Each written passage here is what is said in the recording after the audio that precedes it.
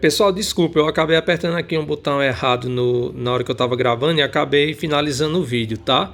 Mas beleza, vamos continuar de onde a gente tinha parado, certo? Então a gente tinha provado que justamente estava tentando provar essa parte do resultado do item B, lá do teorema de homomorfismo, e a gente já provou a ida, né? No caso que se é injetivo, o núcleo da psi é só o elemento neutro. Agora, a volta, tá? Então a gente vai supor isso aqui, certo? Então o que é que a gente vai fazer? A gente quer usar isso aqui para mostrar que a psi ela tem que ser injetiva, ou seja, o que é que eu vou fazer? Vou pegar dois elementos quaisquer de G, de modo que as imagens coincidem, e vou tentar usar isso aqui para mostrar que o x tem que ser igual ao y, tá? Mas aí observe, então o que é que eu vou fazer? Eu vou supor que vale essa igualdade, né? E vou tentar mostrar que o x é igual ao y, justamente a definição de injetividade. Mas aí observe, eu tenho que, se isso aqui for igual, isso implica o quê? Aí a ideia é que eu opere do lado, de um lado e do outro, o que é que eu vou fazer? Eu vou operar com o inverso de um desses elementos. Pode ser qualquer um dos dois, aí fica a critério de cada um. Só tem que lembrar que se você operar numa certa posição de um lado, tem que ser na mesma do outro lado. Porque a ideia aqui é que a gente quer usar isso aqui, né? Ó, que o núcleo é formado apenas pelo elemento neutro, tá? Então, a ideia é que a gente tente, a partir dessa igualdade, conseguir alguma igualdade que envolva a psi com o E', tá? Então, para isso, o que é que eu vou fazer? Vou operar em ambos os lados aqui, no caso da igualdade, pela direita com o psi de y a menos 1, certo? Aí vai dar isso aqui. Só que aí a gente sabe que psi de y a menos 1 é a mesma coisa de psi aplicada em y a menos 1. Então, do lado esquerdo vai ficar isso aqui, e do lado direito, que era isso aqui, né, vai dar o E', tá? Só que aí eu uso agora o quê? O fato de que a psi é um homomorfismo. Então eu vou ficar que isso aqui é justamente igual a isso, tá? Vou ficar que psi de x, y menos 1 é igual a E'. Então, o fato de eu supor que eu tenho dois elementos no domínio que as imagens coincidem, me levou à informação de que a psi aplicada nesse camarada aqui é o E', ou seja, o x, y menos 1 pertence ao núcleo, tá? Ah, mas espera aí, ele pertence ao núcleo. Por hipótese, o núcleo é só o elemento neutro. Então, x, y a menos 1 tem que ser quem? O E, tá? Cuidado, pessoal. Aqui é E' porque eu estou falando da psi. Os valores que a psi assume que são onde? Em G'. Aqui, nesse caso, é E porque eu estou falando do núcleo. O núcleo são elementos do domínio. Então, no caso, o elemento neutro do domínio G, a gente chamou de E. Então, eu vou ter que x, y a menos 1 é E.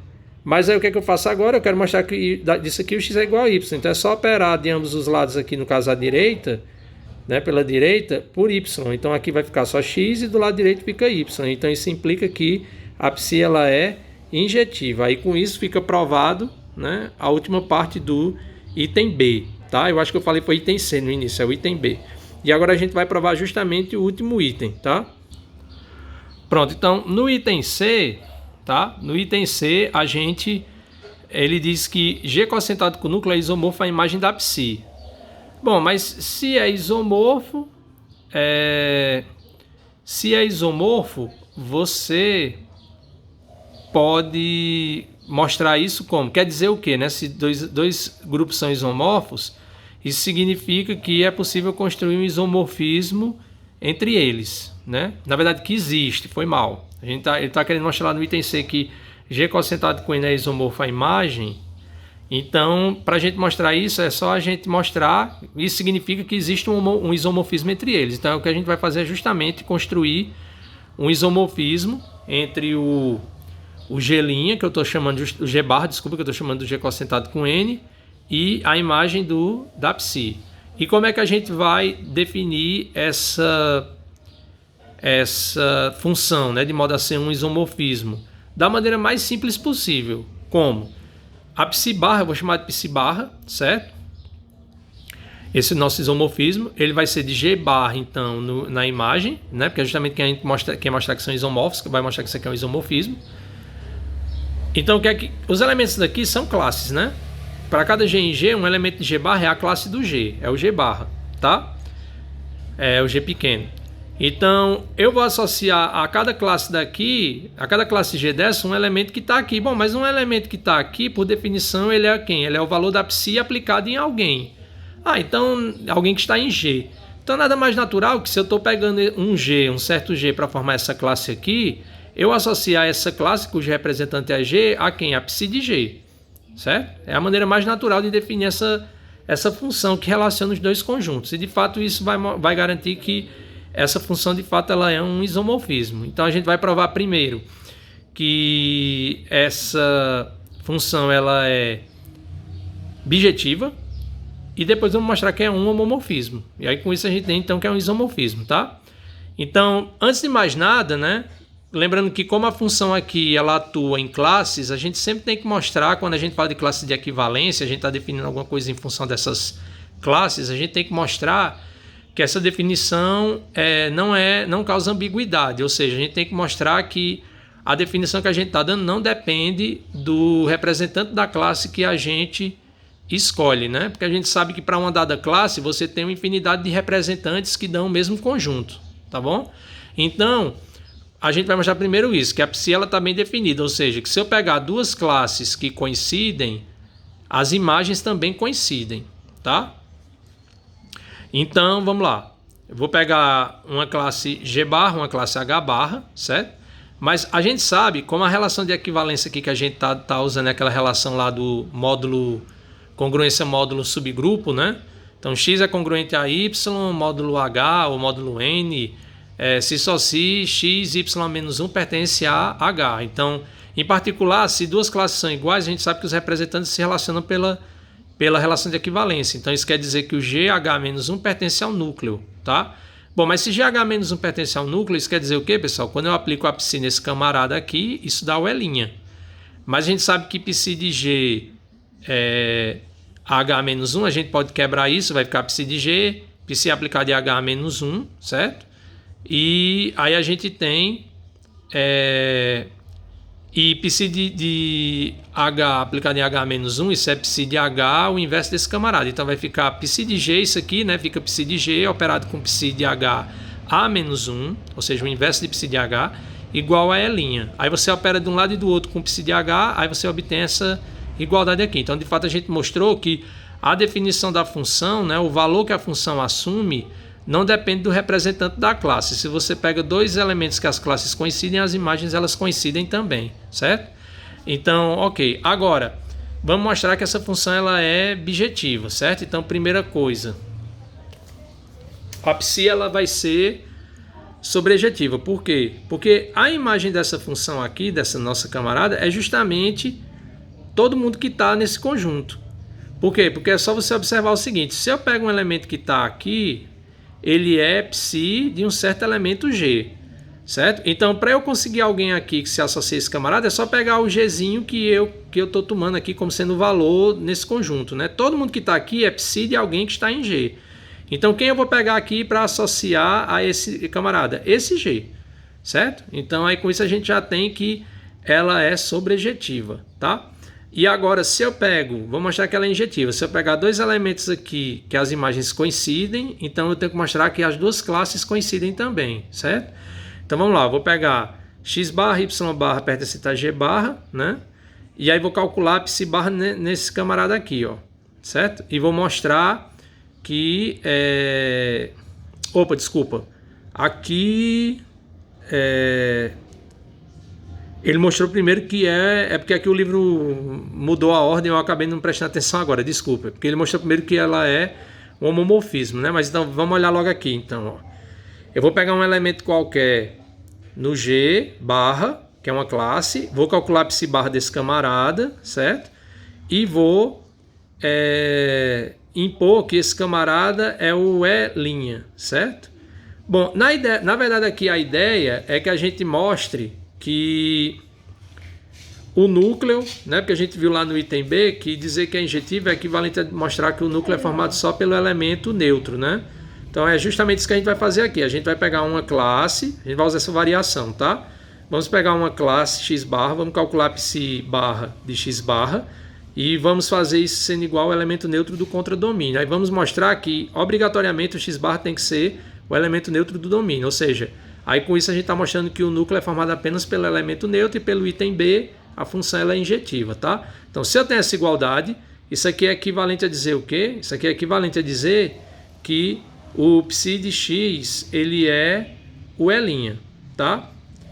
Porque aqui eu tenho no caso o psi barra No caso, olha só, vamos lá, eu tenho aqui, ó, psi barra de x barra tá dando o E', tá? Então daqui, ó, então nos leva a isso aqui, porque por definição, psi de x barra, ó, isso aqui é quem? Psi de x, né?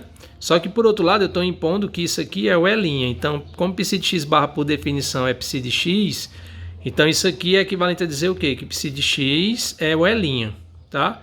Mas se psi de x é E', isso significa por definição o quê? Que o x pertence ao núcleo, do homomorfismo, né? Mas se um elemento pertence ao núcleo, isso é equivalente a dizer o quê, pessoal? Que a classe dele é justamente, lá pela relação de equivalência, né?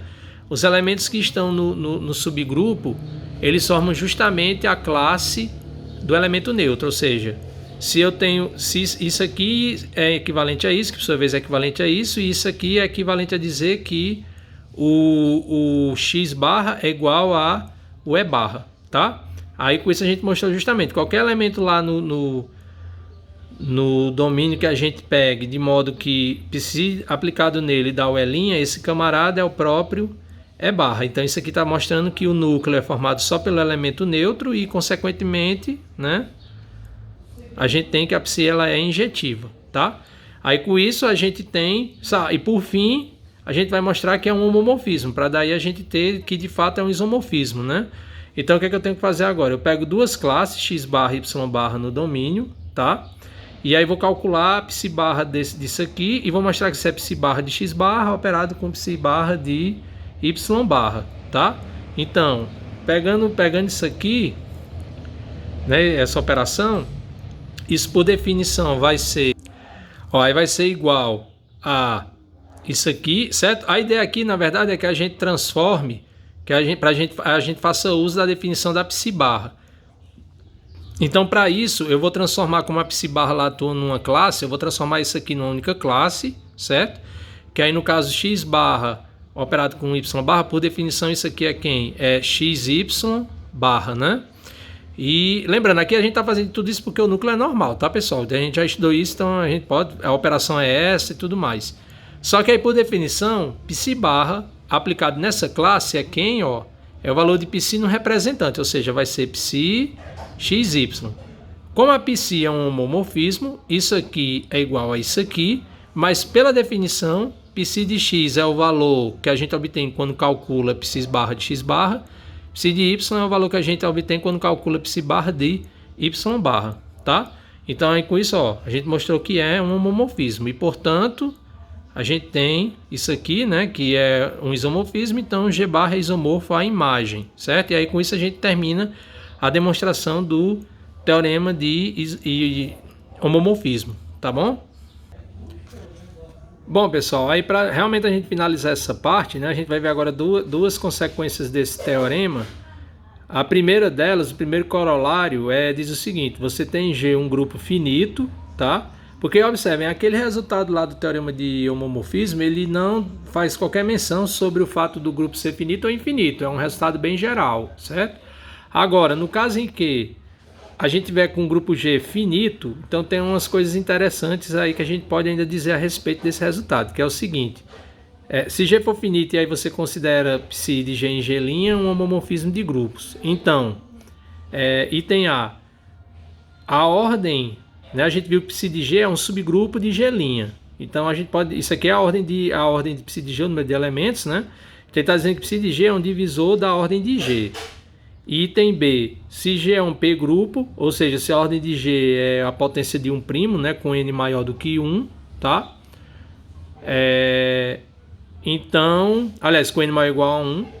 Então, psi de G, que é a imagem, também é um P grupo, tá? Mas claro, se isso aqui acontece, né, se eu tenho que esse camarada é um divisor desse, o item B decorre imediatamente, porque se eu tenho que isso aqui é a ordem de G é P elevado a N com P', então os divisores desse camarada vão ser justamente P elevado a uma potência menor ou igual a essa potência P elevado a N, que é a ordem de G, tá? Então, de fato, só que a gente tem que observar é esse item A aqui. O item B ele já decorre do item A.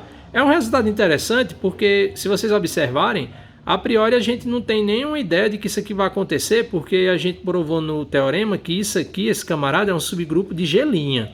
Obviamente ele divide a ordem de G', mas o item A tá dizendo, o corolário está dizendo que ele divide, quando o grupo é finito, esse camarada divide a ordem do domínio, que a priori não tem nenhuma relação com a questão de ser subgrupo, né? Não tem essa relação, melhor dizendo, tá?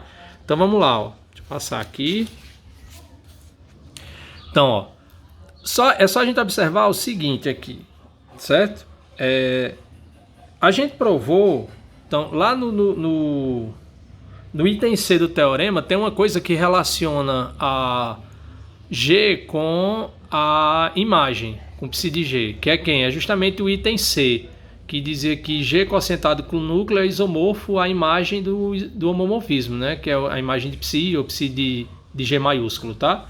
Então, o que a gente sabe? Nesse caso, como o G é finito, obviamente que G cocientado com N também é finito, né? Porque essencialmente aqui eu estou pegando classes de equivalência. Como cada classe eu formo a partir de um elemento de G, e G tem N elementos, isso aqui tem no máximo N elementos também, tá?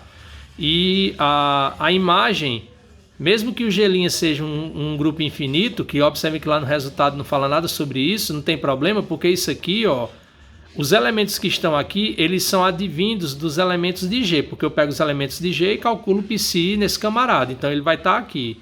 Como eu vou ter uma quantidade finita de elementos de G para fazer essa conta, a quantidade de elementos desse conjunto também é finita, tá?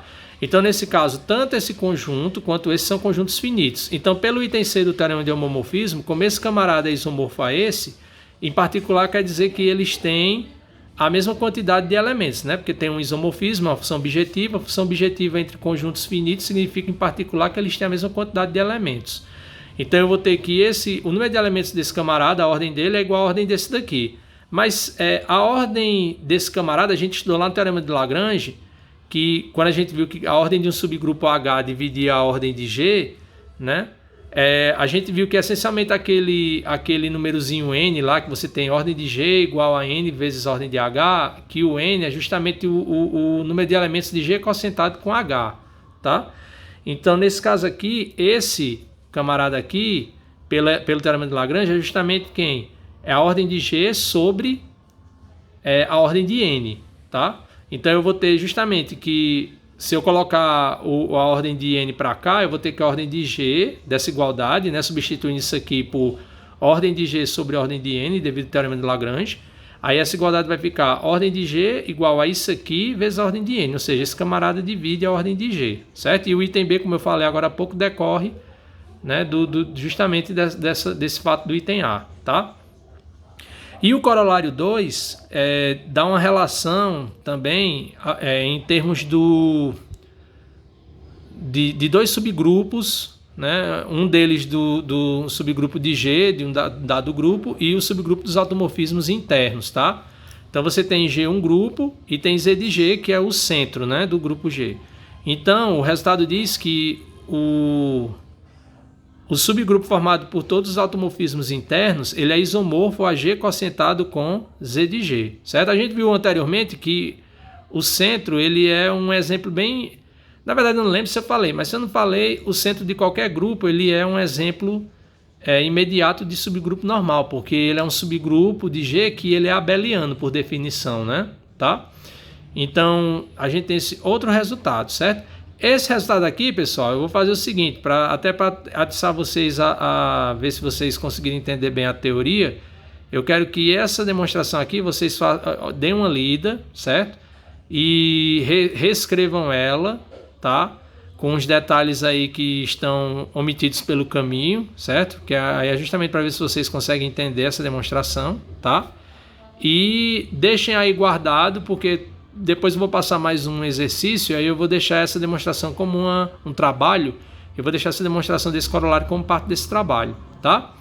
Pronto, aí com isso a gente encerra, né? Mas a ideia aqui é justamente como a gente fez lá no caso do item C do teorema de homomorfismo, é construir uma função desse camarada. Aliás, no caso aqui é usar o item C, melhor dizendo, o resultado. Ou seja, eu vou construir uma função cujo domínio né? Porque o item C ele provém de quê? De você ter um homomorfismo, onde o domínio era o G, o contradomínio era o G', você pegava o núcleo, quocientava o G com ele e mostrava que isso era isomorfo à imagem. Então a ideia aqui, ó, como o anel quociente, o grupo quociente é esse, a ideia e a gente quer mostrar que esse grupo quociente é isomorfo a esse camarada, então a ideia é pegar uma função cujo domínio é G, cujo contradomínio é justamente esse camarada aqui, ó, tá? E eu vou mostrar que essa função aqui, ela é um homomorfismo, certo? E aí, se eu mostrar que isso aqui é um homomorfismo, pelo item C, quando eu calcular quem é o núcleo, né, o item C do teorema me diz que G quocientado com núcleo é isomorfo à imagem.